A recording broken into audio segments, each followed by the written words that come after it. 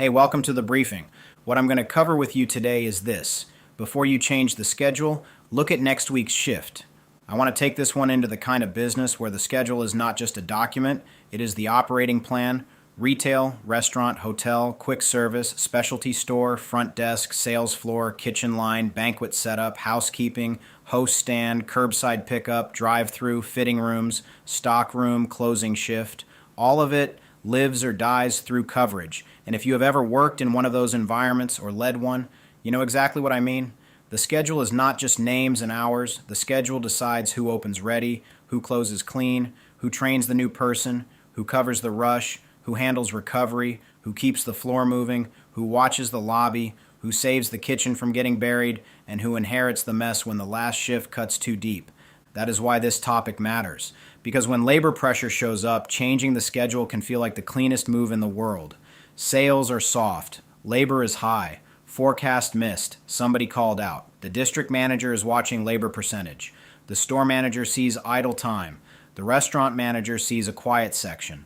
The hotel manager sees arrivals lighter than expected.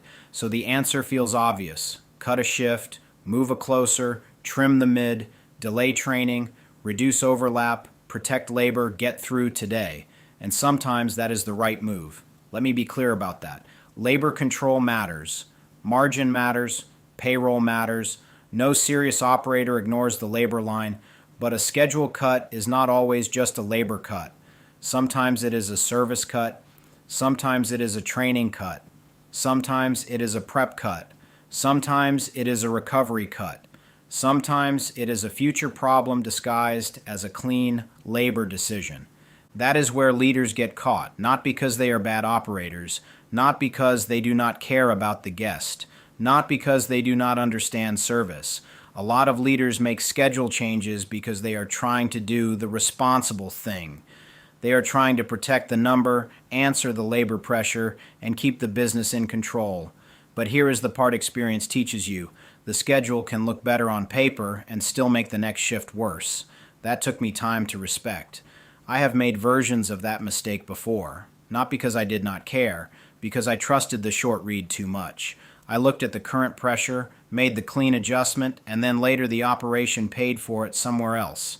A rough close, a weak open, a new person left unsupported, a rush period with no flex, a guest recovery situation that never should have gotten that far. That is the lesson. The labor number can improve while the operation gets weaker. Long-range observation is the tool here, and I'm not going to turn this into a formal lesson.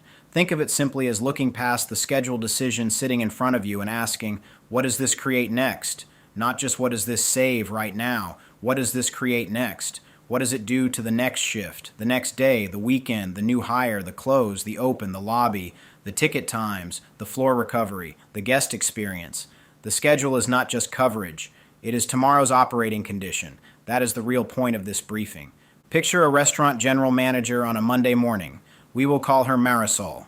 She runs a casual dining restaurant connected to a busy hotel and shopping district. So her business is not one clean traffic pattern. She has office lunch traffic, hotel dinner traffic, weekend families, patio demand when the weather holds, walk-ins from nearby retail, and the occasional event that makes the dining room go from manageable to slammed in about 12 minutes. The business is profitable but tight. Food cost is up. Labor is being watched. Guest reviews have slipped a little because seating has been slow and service recovery has been inconsistent during peak windows. That detail matters.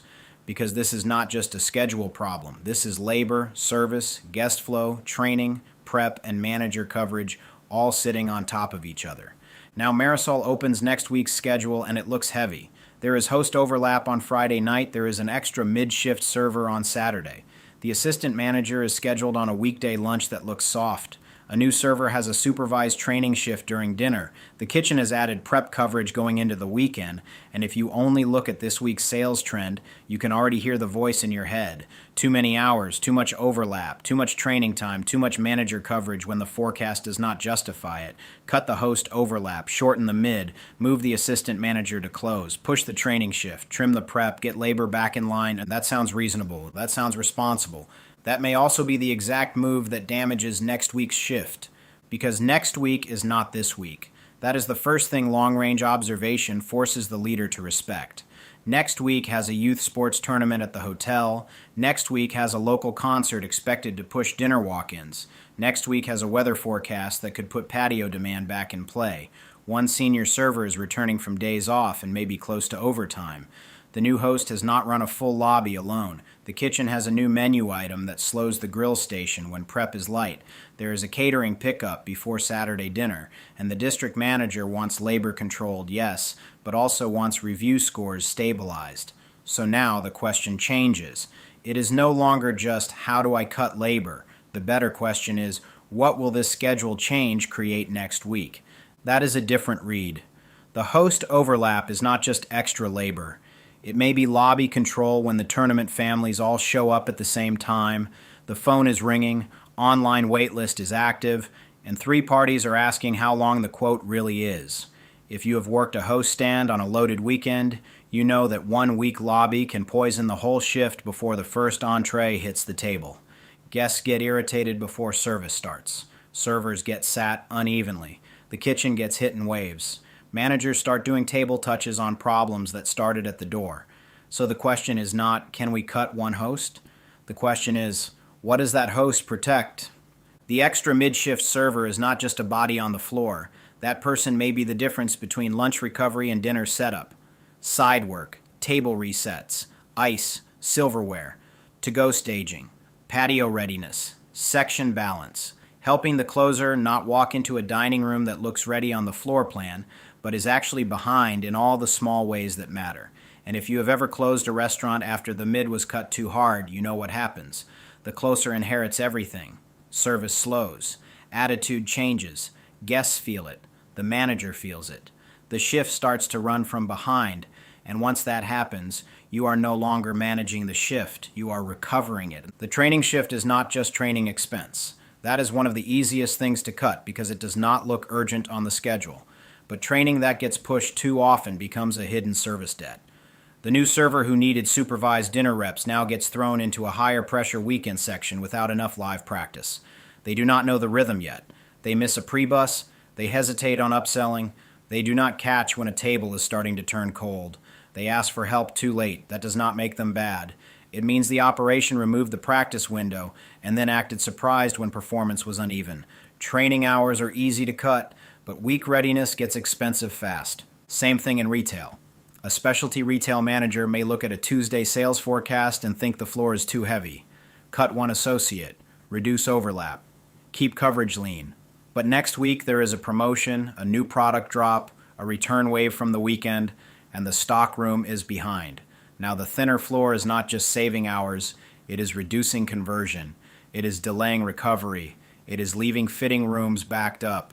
It is pushing a top seller into task work instead of selling.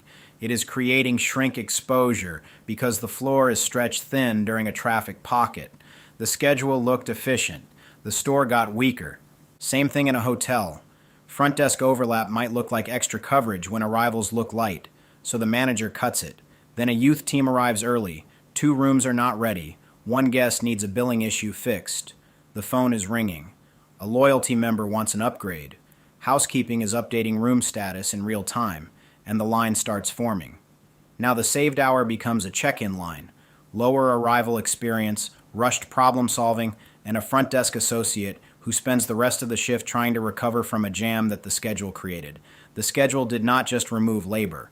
It removed margin for guest flow. That is the whole point. Long-range observation helps the leader look at the schedule as an operating system, not just a cost sheet. And that does not mean you keep every hour. I want to be very clear about that. This is not an excuse to overstaff. This is not a soft argument for keeping labor just because people want the hours. The leader still has to control labor. The leader still has to protect margin. The leader still has to adjust. But the adjustment has to be shaped, not just cut. That is the word I want you to hold on to. Shaped. A weak schedule read only asks, what can I remove? A stronger schedule read asks, what can I remove without weakening the next operating condition? That is a better question. Maybe Marisol still cuts labor, but maybe she does it differently. Maybe the host overlap stays Friday because the lobby is the known pressure point. Maybe the mid-shift server is shortened instead of removed. Maybe the training shift stays, but the new server gets a protected section. Maybe prep coverage moves earlier instead of disappearing. Maybe the assistant manager stays on the weekday lunch because that is the only low-pressure coaching window before the weekend. That is not overstaffing. That is operating discipline. Now think about what happens if she makes the short read. She trims host overlap and the lobby stacks. Guests are frustrated before they ever sit down. She cuts the mid and the closer gets buried in resets, side work, and service recovery. She delays training and the new server enters the weekend underprepared. She reduces prep and the kitchen survives the first wave but collapses during the second. She moves the assistant manager away from the coaching window and now the new host and newer servers get corrected during the rush, when correction is more expensive and more stressful. What did the schedule save if the shift pays for it later? That is the leadership trap. The labor percentage may look cleaner. The shift may become more fragile. And fragile shifts are expensive. They cost you table turns. They cost you check quality. They cost you guest recovery. They cost you team confidence. They cost you manager attention. They cost you reviews. They cost you repeat business. In retail, they cost conversion and shrink control. In hotels, they cost arrival experience and guest trust. In quick service, they cost speed of service and drive-through rhythm. In hospitality, the guest does not care that you saved labor at 10 a.m. if they feel the miss at 7 p.m. That is why long-range observation matters. It asks you to read the future pressure before the next shift has to live inside your decision. So if you are looking at a schedule right now, here is the practical read. First, name the current pressure. What is actually driving the schedule change? Is labor too high? Are sales soft? Did the forecast miss? Is overtime at risk? Is there a call-out? Is manager coverage thin? Is the truck landing at a bad time? Is a new hire still not ready? Is the problem truly too many hours? Or is it the wrong hours in the wrong place? Name the pressure before you touch the schedule. Do not let frustration make the decision for you. Then look at the next shift impact. If you remove this person, who inherits the work? If you cut this overlap, what gets slower? If you delay this training, when does the new person get the reps they need? If you move the manager, what coaching window disappears? If you trim prep, when does the kitchen feel it? If you thin the sales floor, what happens to conversion, recovery, and loss prevention? If you reduce front desk coverage, what does check-in feel like when arrivals bunch up? That is not overthinking. That is leadership. Then check the future signals, reservations, event calendars, weather, hotel occupancy, delivery timing, school schedules, promotions, new hire readiness, recent guest complaints, known week handoffs, online order spikes, catering pickups, truck delivery, patio forecast, return patterns, traffic flow. If you are in a restaurant, look at covers, reservations, walk-ins, patio demand, to-go volume, and kitchen prep load. If you are in retail, look at conversion periods, task load, fitting room pressure, product launches, truck, promos, and closing recovery. If you are in hospitality, look at arrivals, departures, room status, group blocks, housekeeping timing, front desk overlap, shuttle needs, breakfast rush, and maintenance calls. That is real-world schedule reading, not just hours, conditions, then separate cost from protection. Not every hour protects the operation. Some hours may truly be extra. Some coverage may be in the wrong place. Some shifts may need to move. Some overlap may not carry enough value. Fine. Cut it. Move it. Tighten it. But do not treat every hour as the same kind of hour. A host hour before a known lobby crush is different from an extra slow hour body standing around. Prep before a heavy weekend is different from idle time. A training shift before a new person gets real tables is different from unnecessary overlap. Manager coverage during a coaching window is different from manager coverage that only watches the rush burn. That is the read. Which hours are waste? Which hours are protection? Which hours prevent recovery work later? Which cut creates a bigger cost than it saves? That is where the leader earns the decision. And then, adjust with the next shift in mind. Do not freeze the schedule. Do not be afraid to change it, but change it with a future read. Trim where the impact is low. Protect where the next shift depends on it. Move coverage toward the pressure that is coming, not just the pressure you are feeling right now. Then watch what happens. Did labor improve and service hold? Did the lobby stay controlled? Did prep carry the rush? Did the new hire perform better because training stayed protected? Did the closer leave the building ready for tomorrow? Did guest complaints stabilize? Did conversion hold? Did check-in lines stay manageable? That is how you learn. Long-range observation is not guessing once and pretending you were right. It is looking forward, acting with discipline, and watching the consequence. If the cut worked, you learned something. If the cut saved labor but damaged service, you learned something. If the shift still failed even after you protected coverage, then maybe the issue is not the schedule alone. Maybe it is training. Maybe it is standards. Maybe it is prep execution. Maybe it is weak handoff. Maybe it is the wrong manager presence. Maybe the forecast is off. Maybe the traffic pattern changed. That is why the read matters. I want to hit one warning sign hard. If training is always the first thing removed, you are probably building tomorrow's weak performer. That does not mean training never moves. Sometimes it has to. But if every labor correction cuts the new hire's supervised reps, do not be surprised when the new hire struggles during live pressure. That is not mysterious. That is cause and effect. You removed the practice and kept the expectation. Another warning sign, managers are present during the rush, but absent during preparation. That can look good from the outside because the manager is there when it is busy.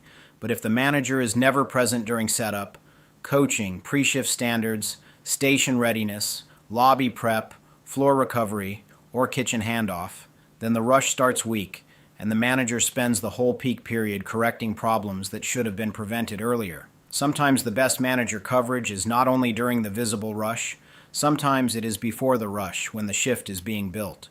Another one, the same shift keeps starting behind. The opener is short on prep. The floor is not recovered. The fitting rooms are already backed up. The line is not stocked. The front desk starts with unresolved issues from the prior night. Housekeeping is already behind room status before check-ins begin. If the same shift keeps inheriting the same problem, do not only look at that shift. Look backward. What schedule decision fed it? What coverage was missing before it? What handoff failed? What training was delayed? What prep was trimmed? What did yesterday save that today is now paying for? That is long-range observation. It is the discipline of seeing that today's labor decision can become tomorrow's operating condition. And if you lead in retail, restaurant, or hospitality, you already know how fast this gets real. A store can lose conversion because the sales floor is thin at the wrong time. A restaurant can lose table turns because the host stand and kitchen prep were cut too tightly. A hotel can lose guest trust because front desk overlap disappeared before a heavy arrival window. A quick service restaurant can lose drive-through speed because training hours got cut before the weekend rush. A specialty retail location can lose repeat business because the best associate is stuck in task work instead of selling. These are not abstract leadership issues. These are schedule decisions becoming guest-facing consequences. So before you change the schedule, look at next week's shift. Ask what you are reacting to.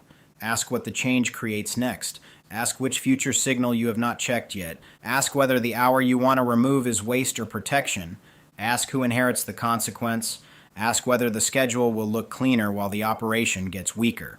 That question right there will save a lot of leaders from a lot of avoidable damage. Because the schedule is not just coverage. It is who is ready, who is supported, who is trained, who is overloaded, who recovers the miss, who faces the guest, who protects the close, who owns the handoff, who walks into tomorrow with control or walks into tomorrow already behind. Do not only ask what the schedule saves today, ask what the schedule creates next, read the next shift, check the future pressure, then make the move with control. Thanks for listening to the briefing.